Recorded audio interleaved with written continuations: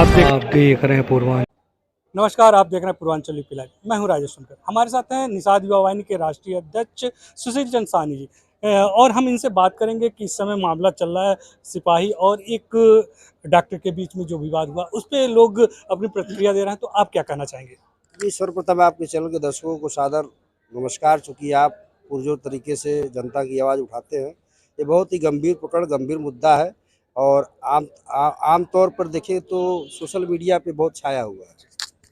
कहीं न कहीं डॉक्टर साहब द्वारा जो कृत्य कारित किया गया रूस सरकारी द्वारा अति निंदनीय है, जिसकी जितनी निंदा की जाए कम है। निषाद युवा वाहिनी इसकी घोर निंदा करती है और आपके चैनल के माध्यम से माननीय मुख्यमंत्री से मांग करती है कि ऐसे निर्दयी डॉक्टर के खिलाफ, जिसने पत्नी और बच्चों के समक्ष इतनी विवश घटना कारित कराई, उनके विरुद्ध भी मुकदमा दर्ज हो, अनुज सरकारी भी जेल जाए।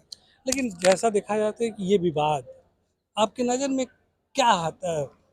जैसे ये विवाद भावनात्मक चीज़ें हैं। जैसे मान लीजिए पंकज चौधरी जी अपनी पत्नी बच्चों के साथ वहाँ इलाज कराने गए, किसी बात को लेके कहा-सुनी हो गई होगी। कहा-सुनी के दौरान इतनी बड़ी प्रतिक्रिया डॉक्टर अनुज सरकारी द्वारा नहीं दी जानी चाहिए कि आप उसकी पत्नी बच्चों के समक्ष उसको निर्ममता से मारिए, पीटिए, उसके साथ दुर्व्यवहार करिए। तो ये घटना जो कारित की गई पंकज चौधरी के साथ डॉक्टर अनुज सरकारी द्वारा, उसकी मैं निंदा करता हूँ। और जो पंकज चौधरी द्वारा अनुज सरकारी के साथ घटना कारित की गई, उसका मैं समर्थन नहीं करता हूँ। मेरा ये निषाद युवा वाहिनी का मांग है कि जिस तरह से अनुज सरकारी का मुकदमा दर्ज हुआ पंकज चौधरी के विरुद्ध, उसी तरह से पंकज चौधरी का भी मुकदमा अनुज सरकारी के विरुद्ध दर्ज होना चाहिए। आपने कहा मुकदमा दर्ज होना चाहिए, लेकिन ये देखा जाता है कि डॉक्टरों का जो फीस और ये जांच के नाम पे ये होता है, बहुत सारे पैसा लिया जाता है, तो किस पे कहते हैं? ऐसे देश संविधान से चलता है और संविधान के दायरे में सभी लोग हैं, चाहे डॉक्टर हो, चाहे वकील हो, चाहे जो भी हो।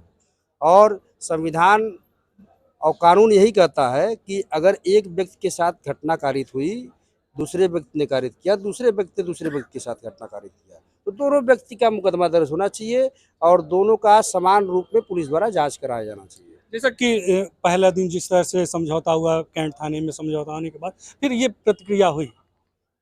प्रतिक्रिया तो होगी। मान लीजिए एक आदमी मार खा रहा है, मारा पीटा जा रहा है पत्नी बच्चों के सामने, उसको न्याय नहीं मिल रहा है, उसको उपेक्षित किया जा रहा है। वो भी मान लीजिए कानून का रक्षक ही है, सिपाही भी कानून का पालन करने वाले होते हैं और उसके साथ इस तरह घटना हुई, उसके बाद भी उसके मामले को, उसके भावनाओं को दबाया गया, तो जो उसके दिमाग में आया उसने उस प्रतिक्रिया के रूप में दिया। सिपाही के साथ घटना होती है और एक सिपाही के खिलाफ कार्रवाई नहीं करते हैं कि सिपाही जो है अधिकारी, उनके खिलाफ कार्रवाई कुछ नहीं कर रहे हैं, डॉक्टर के खिलाफ कार्रवाई नहीं करते हैं, तो क्या लगता है कि एक जो सहयोग है सिपाही के साथ, जो लोग रहते हैं एक साथ काम करते हैं, तो कैसे?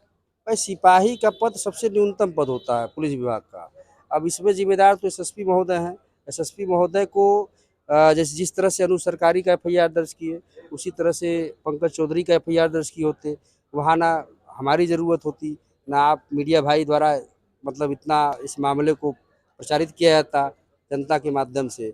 चूँकि अन्याय हुआ है पंकज चौधरी के साथ, इस नाते सोशल मीडिया और आम जनता के बीच पंकज चौधरी के प्रति हमदर्दी बनी हुई है। निषाद युवा वाहिनी के राष्ट्रीय अध्यक्ष थे। राष्ट्रीय अध्यक्ष ने कहा कि उनके साथ अन्याय हुआ है, जो पुलिसकर्मी हैं उनके साथ अन्याय हुआ, इसीलिए आम जनता और सोशल मीडिया भी उनका साथ दे रही है और निषाद युवा वाहिनी भी साथ दे रहा है और कहा कि उस डॉक्टर के खिलाफ भी कार्रवाई होनी चाहिए। पूर्वांचल यूपी लाइव के मैं राजेश सोनकर।